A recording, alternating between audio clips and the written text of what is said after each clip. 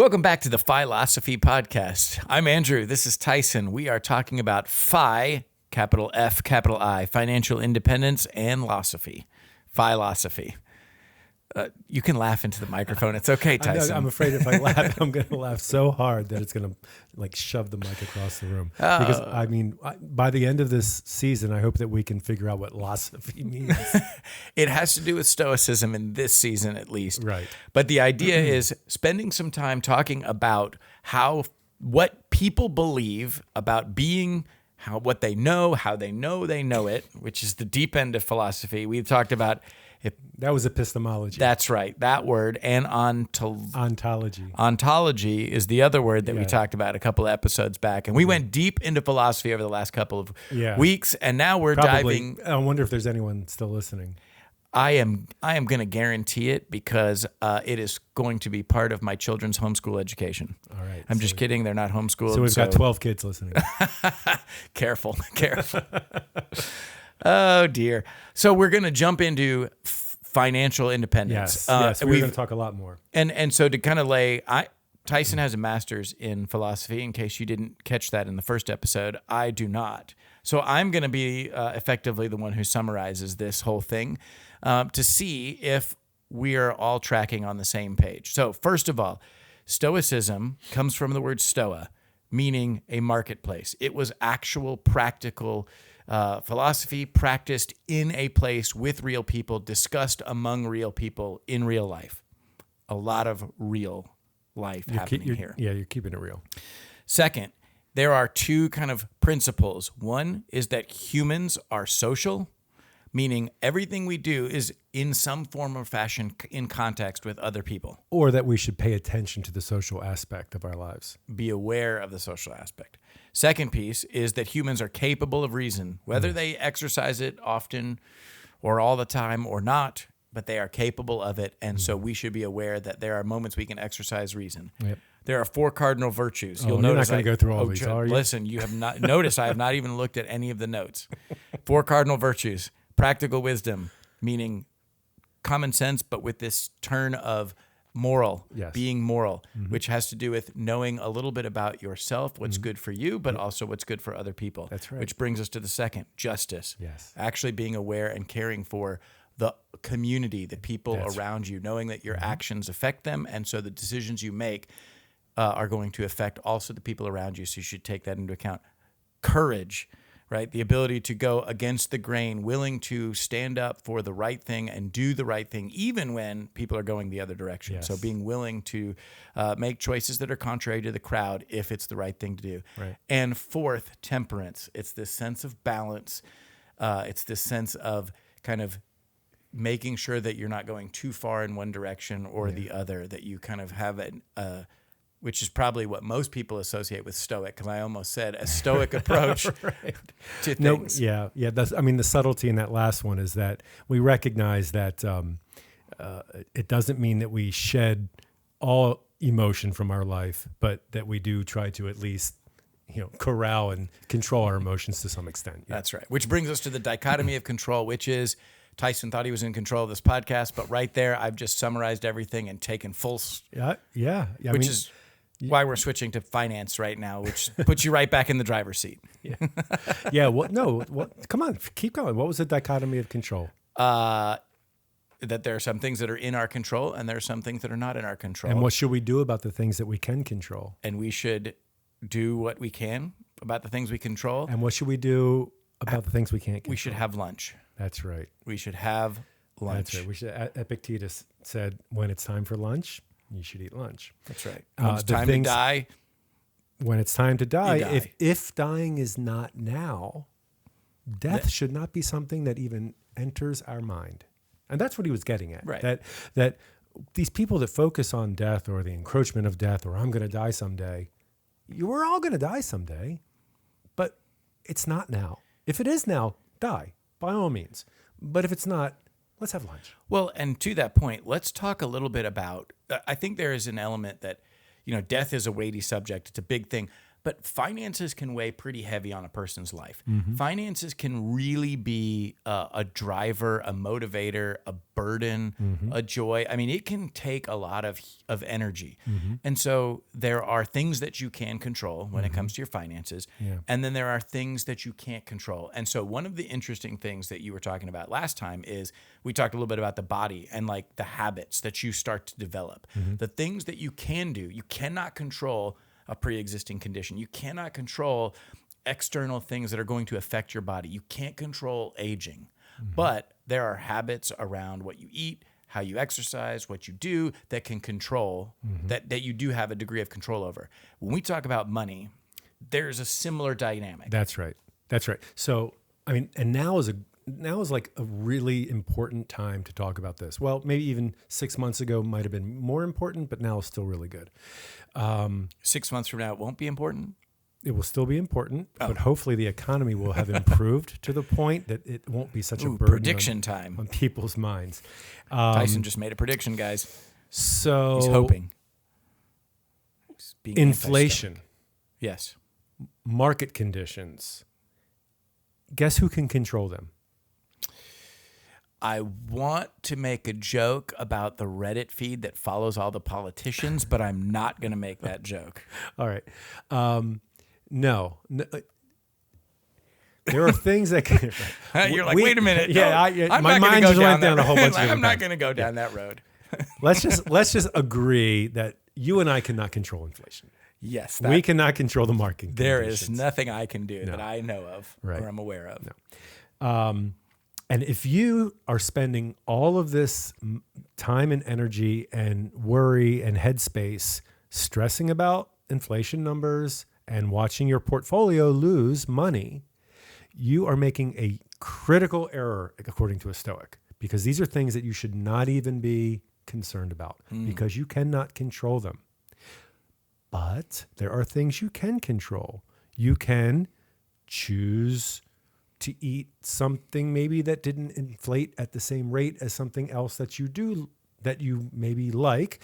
And maybe you got to take a look at your likenesses. Maybe you got to look at, some of the choices you make around where you spend your money, because maybe certain things have inflated faster than others. We actually did discuss this in the previous episode, which was when markets go down. Now, everybody says this. I mean, this is not groundbreaking. Everyone says when markets go down, it's a buying opportunity, right? Everyone says that.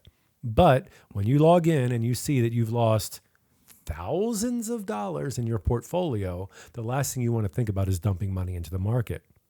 Stoicism is going to help you a lot here because A, you can't control the market, but you can control the choices you make. You're capable of reason and you want to build good habits. So what would you do in that situation is you want to, and you have temperance, right? So you're not getting sucked into your own emotions. Don't get sucked into your emotions. So don't let the loss of value in your portfolio depress you. Maybe everybody else is panicking. Don't follow the crowd. You're capable of reason. The best time to buy is when things are cheap. And especially if you can get it before the bounce, because things are going to bounce. And you can control those decisions. I don't know if I already said that, but those are like 4 cardinal virtues that you can apply directly to investments. Very relevant today. Of course, the market has recovered slightly, but it's still not back. So important things to keep in mind as you pursue. Well, it's super volatile. I mean, to your point, the market's super volatile, and so there is a theory called dollar cost averaging that some people use. More people should, but many people use it to say, okay, this is going to just be how I invest in the market. What is dollar cost averaging? So dollar cost averaging is this idea that you have some amount of money that you are going to regularly at a consistent interval invest in the market, regardless of its returns, whether it's up, whether it's down, etc. Because over the long run, your exposure to the good moments will be greater, and therefore, in general, your hope is that your returns are going to be greater when you just put money in at a consistent clip over time. Because you avoid the massive downturns and you avoid the you're participating in all of them. You don't avoid them. You participate in all those points. And so it tends to have the opportunity to yield a a more consistent return than if, for instance, you just put all of your money on red 35. Yeah, because that's like going to the casino. It's like, I'm put all my money in next week, and you're like, well, we'll see what happens. Yeah, so there's actually a name for that. It's called sequence risk. Oh, Yeah. So sequence risk is when, markets are continually going through these sequences of ups and downs. And if you make a huge investment at any given time, if the market takes a downturn right after that investment, it's almost, it can affect you 20 or 30 years down the line in massive, massive ways. Mm-hmm. And if you dollar cost average, so, hey, I've got $20,000 that I want to invest. Don't just stick it in at any time. Mm-hmm. You want to put it in over time, Right? because you don't want to expose yourself to that sequence risk. And so yeah, everything else you said was correct about making regular investments. You participate, you expose yourself less to a downturn, and you participate more often in bounces. So yeah, that is super important. Well, it's a way to kind of exercise, or practical way to exercise some of that Stoic philosophy that you were talking about there, which is, I'm not going to get worked up. Yeah, I'm just going to create a good habit. I'm not going to sell everything and put it under my bed. Yeah. I have known people in down markets who have literally cashed everything out. They're like, I can't stand the stress. Okay, they sold their entire portfolio, and they're like, when things improve, I'm going to put my money back in. And here's what happens: they see a slight uptick in the market, and they're thinking, okay, maybe I should put my money back in. But then it goes down again. They're like, ooh, whew, thank goodness I didn't put my money in. Then there's a bounce, and it starts to go up, and then it goes up again, and then they're like, oh shit, should I put it in, or should I? And then all of a sudden, because the markets are so unpredictable, it's regained 10 or 15% in like a week or two, and they're like, oh God, now they've locked in thousands and thousands of dollars of loss. Now, fortunately, you can write some of that off, but they weren't able to participate in that bounce because they sold low. Yeah.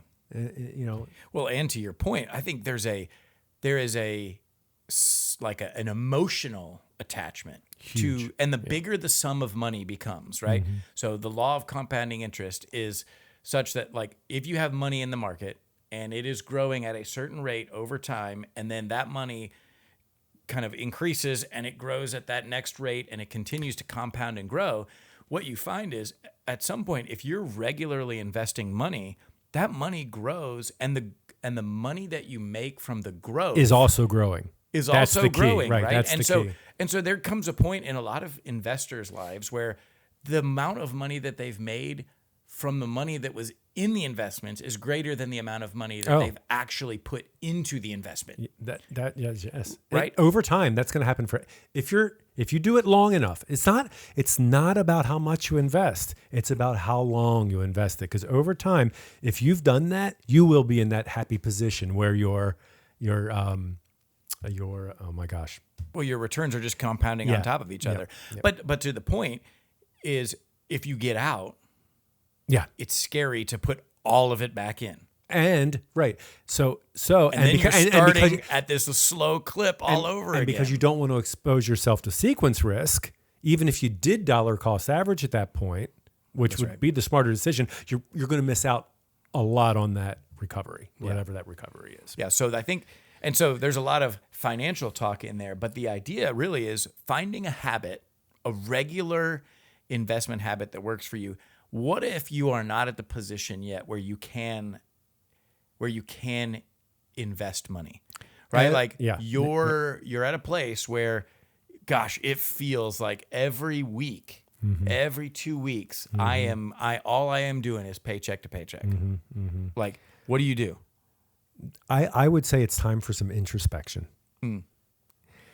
Over time, being involved in developing OnTrajectory, I've talked. Nice shirt, by the way. Oh, thanks. I like it. I think you designed it. No, our sound engineer did. Oh, he did. That's right. We got to mention him more often. He's great. So, almost everyone, yes, I have to use the term almost, of course. Almost everyone can find something. And when I say something, I genuinely mean something. $5, $10 to invest in something or just save. Investing's better. If you save it, you're not going to get the same energy. Return. Well, you're not going to get the same return. Sure. But I'm talking about the emotional aspect. Oh, okay. When you see $5 turn into $5.02, you're not very excited. But when you see $5 turn into $7 because the market went on a tear, you're like, oh shit, I just made $2. Yeah. And all I did was just put my money in here and it was only $5, right? Like, and if you just do that, just $5, I don't have, you have $5. Put it in there, and it's not about how much money we make. Oh, I made $30, right? It's not $30 is not going to change anyone's life. But knowing that you got $30 for free just because you put $5 in a couple of times, that's right. That is going to change your perspective. It's going to change your habits. We talked about habit building, habit forming, and it's going to make a difference because at some point you're going to have more than $5 to invest because you're going to get excited about this possibility and you're going to look for other ways in your life where you can maybe invest $6 or $7. And I think the other side of that is when you're dealing with living paycheck to paycheck, the reality is there are people who wrestle with that no matter how much money they make. So you might make a small sum of money and go, gosh, $5 is hard. That's real. There are real life situations where $5 to invest is really hard. But at the same time, you are also, there's a reality where you can make $5,000 a week and you're still struggling because you're living paycheck to paycheck. And so some degree of that is from a Stoic perspective, right? You're actually trying to look at all of these things and maybe going against the crowd and not spending the money, decreasing a little bit of your focus on some of those material things allows you to take a step back and allows you to reassess your priorities. Can I segue on this one? Please do. Because I'm glad you mentioned, we've been talking a lot about financial stuff and not that much about Stoics. But that is so on point. So I have this quote by Epictetus that I would like to bring in. And it goes like this. The essence of philosophy is that a man should live so that his happiness shall depend as little as possible on external things. Okay. Where does the $5 come from? It comes from your happiness not being dependent on the things that you buy or the things in your life. It comes from realizing I can find happiness and joy in things that don't necessarily, cost me money or that are outside of my life. That this is from a few episodes back, but unloading the dishwasher and having a nice conversation with your wife can bring you some happiness. And when little things like that in your life bring you happiness, you don't need to buy happiness anymore. So just dishwashing detergent. Just dishwashing detergent. Plus the external things in your life are generally speaking going to be outside of your control. So we can bring in the dichotomy of control back into that as well. I think that's a really good point because so two things we focused a lot on as we talked here. One was around investing and the idea that being engaged in the market, there are some opportunities there, right? We talked about a habit that you could develop around dollar cost averaging. There's other habits that you can develop. That's one that you can kind of step into, but also recognizing that the focus on material things and the kind of consistent focus on the consumption now can cost you opportunity in the future. $5 to $7, whatever. There are small numbers, but those numbers add up over time in a pretty significant way. I want to just riff on Epictetus's quote and go back to Marcus for another one because Marcus. We're on first name basis now. I feel after four. Are you referring to Goldman Sachs consumer? Oh, Marcus Aurelius. Sorry. Oh no, the other Stoic we've been quoting heavily. I think yeah. No, I have an account with Marcus. Do you? I do because they have a nice high yield savings account. Okay, high yield savings account. Yeah. Practical tip from Marcus. Well, I'm not promoting Mark. We're not affiliated with Marcus, but at the time that I was looking for a high yield savings account, they were the highest. I don't know if they're still the highest. But yeah, I have no idea. at all. I thought they were in trouble, but say la vie. Maybe they're high. Maybe they're giving out too much yield on their savings. But account. Marcus Aurelius. Well, Marcus Aurelius. Okay, so on this topic of external things, material things, almost nothing material. I'm gonna start that again. Almost nothing material. You did that with such a nice voice. Now give us your radio voice this time. I'm going to give you the same voice. Almost nothing material is needed for a happy life to those who have understood existence. I don't know, something about that. For those that have understood existence, almost nothing material is needed for a happy life. I'm not sure I get it entirely, but it's like almost not like I can shed almost everything material if I've understood existence. There's something really deep in there, but obviously it just gets back to this notion that, what did he say about lunch? If you want to have a tranquil life, if you seek tranquility in life, do less. Do less. Yeah. So we're going to give you a chance to meditate on Marcus Aurelius. We'll be back next week to talk even more about FI-losophy, Stoicism, and how you can get your financial independence and your philosophy. Thanks for joining us. I'm Andrew. This is Tyson.